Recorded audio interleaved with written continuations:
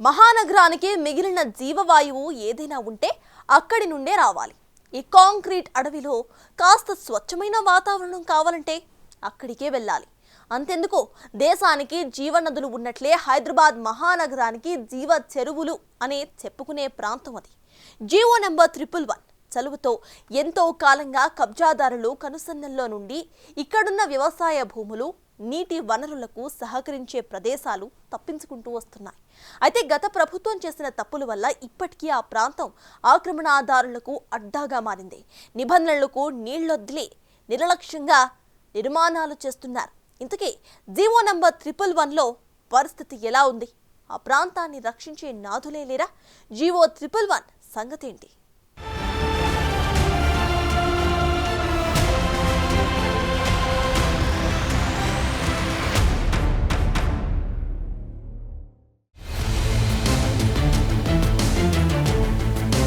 విశ్వనగరంగా తయారవుతున్న హైదరాబాద్ మహానగరం అభివృద్ధి పథంలో నడుస్తోంది. నడవాలి కూడా. అయితే దానికి పర్యావరణాన్ని బలి చేయాలా? ప్రజల ప్రాణాలకు భరోసా ఇచ్చే నీటి వనరుల్ని నాశనం చేయాలా? నలుగురికి తిండి పెట్టే వ్యవసాయ భూముల్ని నిర్వీర్యం చేయాలా? మాల్స్, మార్కెట్లే అభివృద్ధికి తార్కాణాలా? పీల్చుకోవడానికి ఆక్సిజన్ లేని అభివృద్ధి అంత అవసరమా? రేపు హైదరాబాద్ కూడా ఢిల్లీలా దిక్కుతోచని స్థితికి చేరుకోవాలా?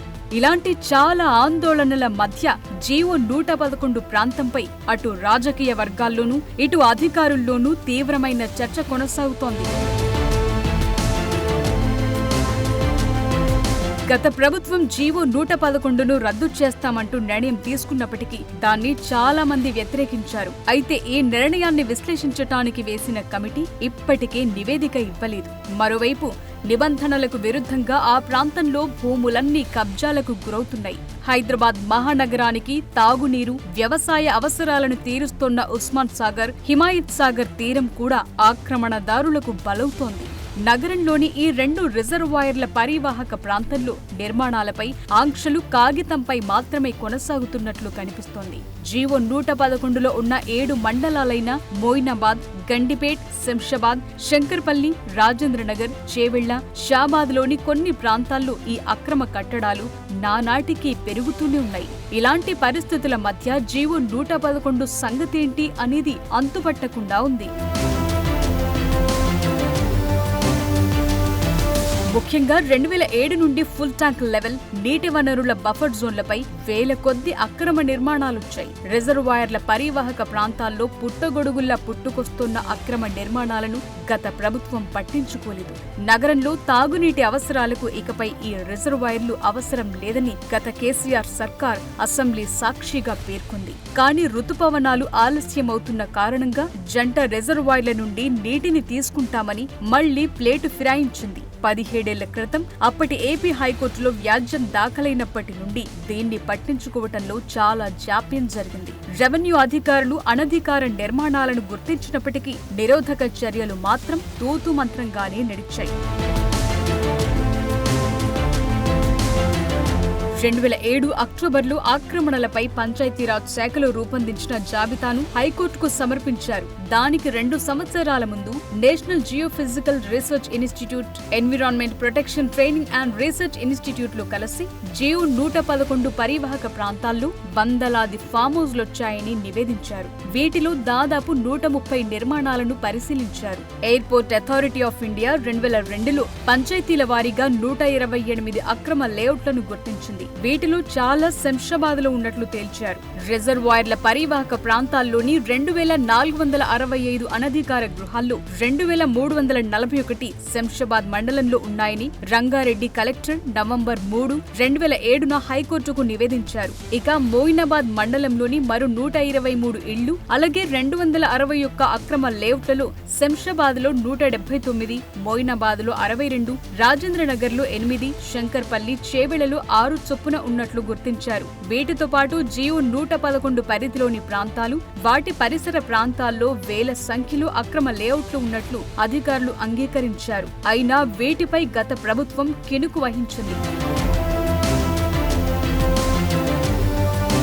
2020లో నాటి మంత్రి కేటీ రామారావు జీవో 111కు విరుద్ధంగా ఫామ్ హౌస్ నిర్మాణం చేపట్టారంటూ నాటి కాంగ్రెస్ నేత మల్కాజ్గిరి ఎంపీ హోదాలో రేవంత్ రెడ్డి ఆరోపించడంతో రాజకీయ యుద్ధం చెలరేగింది. జీవో 111 పరిధిలోకొచ్చే జన్వాడ గ్రామంలో నిబంధనలను అతిక్రమించి స్విమ్మింగ్ పూల్, ఇతర సదుపాయాలతో నిర్మాణాలు జరిగాయని, అలాగే ఉస్మాన్ సాగర్ లోకి వర్షపు నీరు చేరే సహజ సిద్ధమైన నాలాను ఆక్రమించి నిర్మాణాలు జరిగాయని అన్నారు. ఇందుకు సంబంధించిన సాక్ష్యాలను చూపారు. నిబంధనలను ఉల్లంఘించినందుకు చర్యలు తీసుకోవాలని నేషనల్ గ్రీన్ ట్రిబ్యునల్ ను రేవంత్ ఆశ్రయించగా కేటీఆర్ తో పాటు ప్రభుత్వానికి నోటీసులందాయి.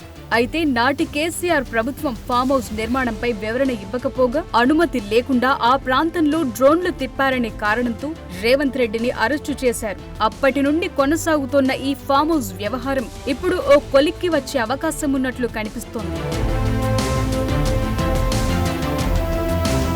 తెలంగాణలో కాంగ్రెస్ ప్రభుత్వం ఏర్పడిన తరువాత నగరంతో పాటు నగర శివారులోని అక్రమ కట్టడాలను అరికట్టేందుకు Hyderabad Disaster Management and Asset Protection Agency హైడ్రాను ఏర్పాటు చేశారు. ఈ సంస్థ కొన్ని రోజులుగా నగరంలోని అక్రమ నిర్మాణాలను గుర్తించి యుద్ధ ప్రాతిపదికన వాటిని కూల్చేస్తున్నారు. అందులో భాగంగా జీవో 111ను ఉల్లంఘించి నిర్మాణాలు చేపట్టిన జన్వాడ ఫామ్ హౌస్ ను సైతం కూల్చేస్తారనే ప్రచారం జోరుగా సాగుతోంది. బీఆర్ఎస్ నేతలు వాదిస్తున్నట్లు నిబంధనల మేరకే అక్కడ జన్వాడలో నిర్మాణం జరిగిందా లేదా అని ఆరా తీస్తున్నట్లు తెలుస్తోంది. ఒకవేళ రూల్స్ కు విరుద్ధంగా నిర్మాణాలు జరిగినట్లు ఆధారాలు లభిస్తే వెంటనే ఫామ్ హౌస్ ను కూల్చే అవకాశం ఉన్నట్లు టాక్ వినిపిస్తోంది. ఇక ఫామ్ హౌస్ నిర్మాణాల కోసం ఏ శాఖలకు చెందిన అధికారులు అనుమతులిచ్చారనే కోణంలో సమాచారం సేకరిస్తున్నట్లు తెలుస్తోంది. దీనిపై హెచ్ఎండిఏ, పీసీబీ, ఇరిగేషన్ శాఖల నుంచి సమగ్ర నివేదిక కోరుతున్నారు. హైడ్రా తన దర్యాప్తులో ఎవ్వరినీ సహించేది లేదనే ధోరణిలో ముందుకు సాగుతోంది. ఎంతగా అంటే అక్రమ నిర్మాణాలను ఎంకరేజ్ చేస్తున్నారనే కారణంతో ఇటీవల కాంగ్రెస్ లో చేరిన బీఆర్ఎస్ ఎమ్మెల్యే దానం నాగేందర్ పై కూడా హైడ్రా అధికారులు కేసులు నమోదు చేశారు. అలాగే సిటీ శివారులోని రాజకీయ నేతలు, బ్యూరోక్రాట్స్ కు చెందిన ఫామ్ హౌస్లపై హైడ్రా దృష్టి పెట్టినట్లు తెలుస్తోంది. అలాగే కొన్ని ప్రైవేట్ యూనివర్సిటీలు, కాలేజ్లు ప్రభుత్వ భూములను ఆక్రమించి నిర్మాణాలు చేపట్టినట్లు ఫిర్యాదులున్నాయి. ఓ మాజీ మంత్రికి చెందిన కాలేజ్ నిర్మాణాలు, బీఆర్ఎస్ కు చెందిన ఓ ఎమ్మెల్యే కాలేజ్ బిల్డింగ్స్ కూడా ప్రభుత్వ భూముల్లో నిర్మించినట్టు ఆరోపణలున్నాయి. వీటన్నిటిపై కూడా హైడ్రా ఫోకస్ పెట్టినట్టు తెలుస్తోంది. సమయం, సందర్భం చూసుకుని ఒక్కొక్క అక్రమ నిర్మాణాన్ని కూల్చివేయాలని టార్గెట్ పెట్టుకున్నట్టు విశ్వసనీయ సమాచారం. గతేడాది అసెంబ్లీ ఎన్నికలకు ముందు జీవో 111 ఎత్తివేయాలని కేసీఆర్ ప్రభుత్వం తీసుకున్న నిర్ణయంతో ఆ పార్టీ నేతలతో పాటు రాష్ట్రంలోని బడాబాబుల ఆశలకు రెక్కలొచ్చాయి.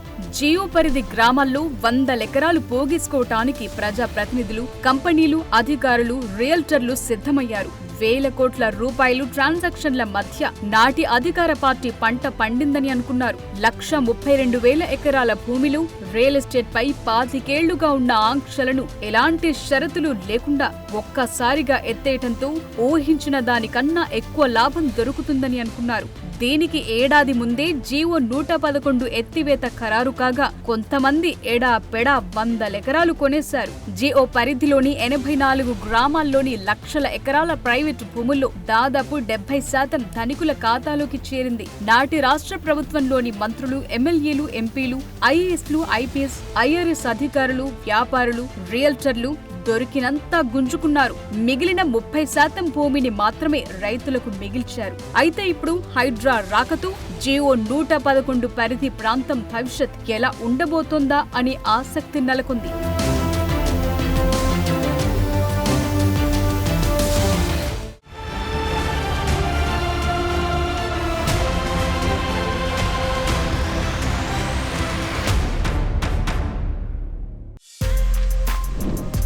For more videos like this, subscribe Big TV channel.